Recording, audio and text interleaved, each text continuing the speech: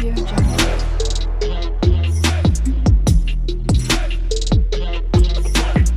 Audio Jungle.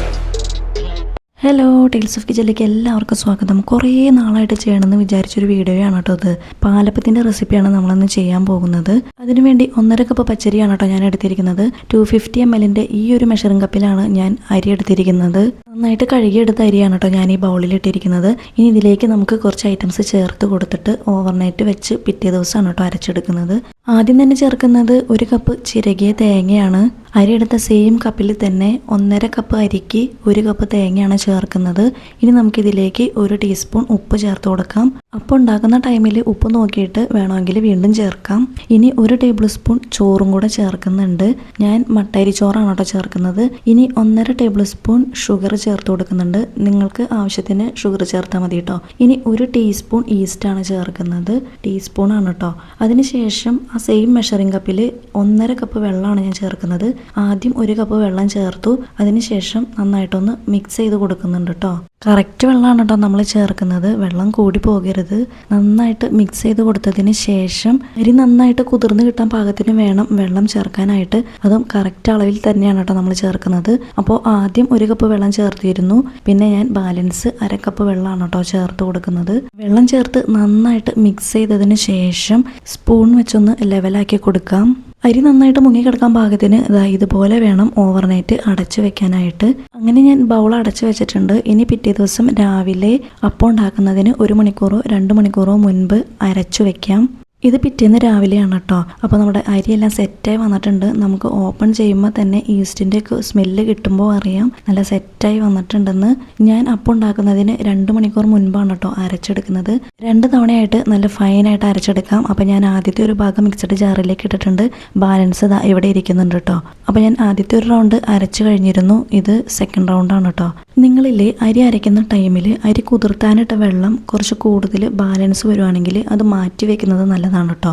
അതെന്തിനാണെന്ന് വെച്ചാൽ നിങ്ങൾ അപ്പം ഉണ്ടാക്കുന്ന ടൈമിൽ മാവ് കുറച്ച് തിക്കായിട്ടാണ് ഇരിക്കുന്നതെങ്കിൽ നോർമൽ വെള്ളം ചേർക്കുന്നതിലും നല്ലത് ഈ വെള്ളം ചേർത്ത് കൊടുക്കുന്നതാണ്. അപ്പം ചുടുന്നതിന് 2 മണിക്കൂർ മുൻപാണ് മാവ് അരച്ച് ഞാൻ റെസ്റ്റ് ചെയ്യാൻ വെച്ചിട്ടുണ്ടായിരുന്നത്. അപ്പോൾ കണ്ടില്ലേ മാവ് നല്ല സെറ്റായിട്ട് വന്നിട്ടുണ്ട്. ഇനി നമുക്കിതൊന്ന് തവി വെച്ച് എടുത്തു നോക്കാം. മാവ് നല്ല സെറ്റായി വന്നിട്ടുണ്ട്. ഈ ടൈമിൽ ഉപ്പ് നോക്കണം കേട്ടോ. ഉപ്പ് നോക്കിയതിന് ശേഷം ഞാൻ 1/2 ടീസ്പൂൺ ഉപ്പും കൂടെ ചേർത്ത് കൊടുക്കുന്നുണ്ട്. ഉപ്പ് ചേർത്ത് നന്നായിട്ട് ഇളക്കി കൊടുക്കുന്നുണ്ട് കേട്ടോ. നന്നായിട്ട് ഇളക്കി കൊടുക്കുമ്പോൾ മാവ് ഒന്നുകൂടെ ലൂസായിട്ട് വരും. ഈ ഒരു കൺസിസ്റ്റൻസിയാണ് കേട്ടോ നമുക്ക് വേണ്ടത്. കൂടുതൽ തിക്കായിട്ടാണ് ഇരിക്കുന്നതെങ്കിൽ നിങ്ങൾക്ക് കുറച്ച് വെള്ളം ചേർത്ത് കൊടുക്കാം. അരി കുതിർക്കാനിട്ടതിൽ വെള്ളം ബാലൻസ് ഉണ്ടെങ്കിൽ അത് ചേർക്കുന്നതാണ് ഏറ്റവും നല്ലത്.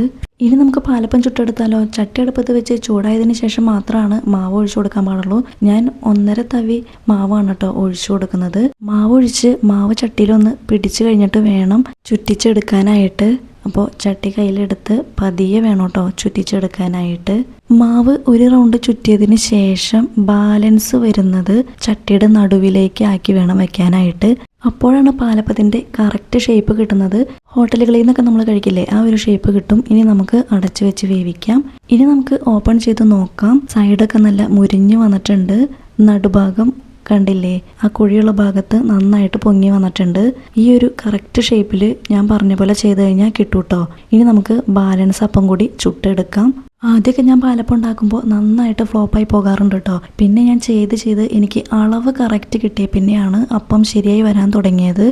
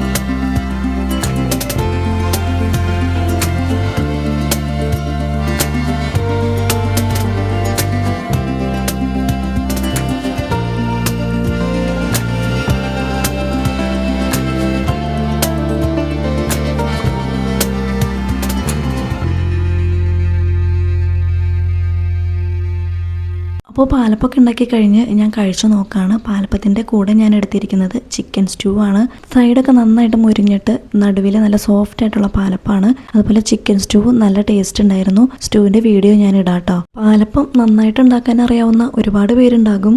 ഇതുവരെ പാലപ്പം ഉണ്ടാക്കിയിട്ട് ശരിയാവാത്തവർക്ക് വേണ്ടിയിട്ടാണ് ഈ ഒരു വീഡിയോ.